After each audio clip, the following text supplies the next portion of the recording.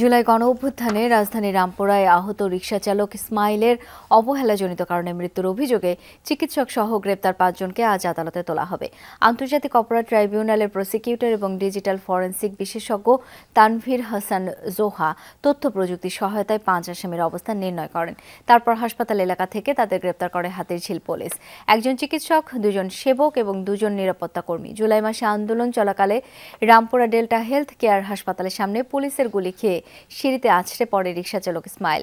হামাগুড়ি দিয়ে সহযোগিতা চায় হাসপাতালের নিরাপত্তা কর্মীদের কাছে, কিন্তু কেউ দরজা খোলেনি। ২ ঘন্টার বেশি সময় সে সেখানেই পড়েছিল। অতিরিক্ত রক্তক্ষরণে প্রাণ হারান ইসমাইল। ২ দফায় ঘটনার ভিডিও ধারণ করলেও ইসমাইলকে চিকিৎসা দেননি ইমার্জেন্সি চিকিৎসক।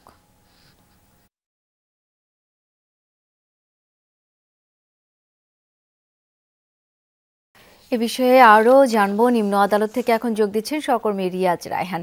রিয়াজ, কখন নাগাদ আসামিদের আদালতে তোলা হতে পারে জানাবেন বিস্তারিত।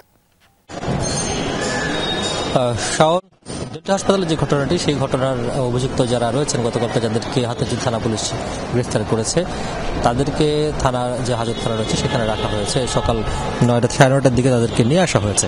এখন পর্যন্ত আদালতে উপস্থাপন করা হয়নি, কারণ যেহেতু আজকে বন্ধের দিন, জানেন নিশ্চয়ই যে বন্ধের দিন শুক্র এবং শনিবারে যখন যদি কোনো বিশেষ আদালত থাকে সেক্ষেত্রে সেটি দুপুরের পর, অর্থাৎ দিনের দ্বিতীয় ভাগে কার্যক্রম শুরু হয়। সেক্ষেত্রে আমরা যতটুকু ধারণা করছি ২টার পরে ২টা থেকে ৩টা নাগাদ তাদেরকে আদালতে উপস্থাপন করা হতে পারে। এবং যতটুকু আমরা পুলিশের পক্ষ থেকে জানতে পেরেছি অনানুষ্ঠানিকভাবে, সেটি হচ্ছে তাদেরকে রিমান্ড চাওয়া হবে প্রত্যেক আসামির বিরুদ্ধে। তখন আসলে ঘটনাটি কি ঘটেছিল, কেন তারা হাসপাতালের যে জরুরি বিভাগের যে গেট সেটি খোলেনি এবং রিকশাচালক ইসমাইলকে কেন চিকিৎসা দেওয়া হয়নি, এই বিষয়ে কারো কোনো গাফিলতি আছে কিনা, যে চিকিৎসকের বিরুদ্ধে অভিযোগ করা হচ্ছে, নিরাপত্তা কর্মী থেকে শুরু করে যে ৫ জনকে আটক করা হয়েছে তাদের আসলে কার কোন ভূমিকা ছিল, সে বিষয়ে বিস্তারিত জানতে রিমান্ড চাওয়া হবে বলে জানা গেছে পুলিশের পক্ষ থেকে। তবে যদিও এখন পর্যন্ত আনুষ্ঠানিকভাবে পুলিশের পক্ষ থেকে বা আদালতের কোনো কর্মকর্তার পক্ষ থেকে কিছু বলা হয়নি, এতটুকু জানা গেছে তাদেরকে রিমান্ড চেয়ে আদালতে উপস্থাপন করা হবে।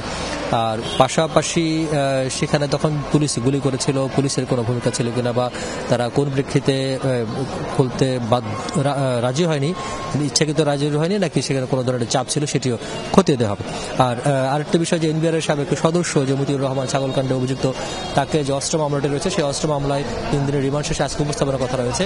যদিও তিনি অসুস্থ থাকার কারণে হাসপাতালে ভর্তি করা হয়েছে বলে একটি খবর রয়েছে, তো সেটি এখন পর্যন্ত দেখার বিষয় তাকে আসলে আদালতে উপস্থাপন করা হয় কিনা। যদিও পুলিশ বলছে তাকে আজকে ৩ দিনের রিমান্ড শেষ এবং আজকে আদালতে উপস্থাপন করা আইনে বাধ্যবাধকতা রয়েছে।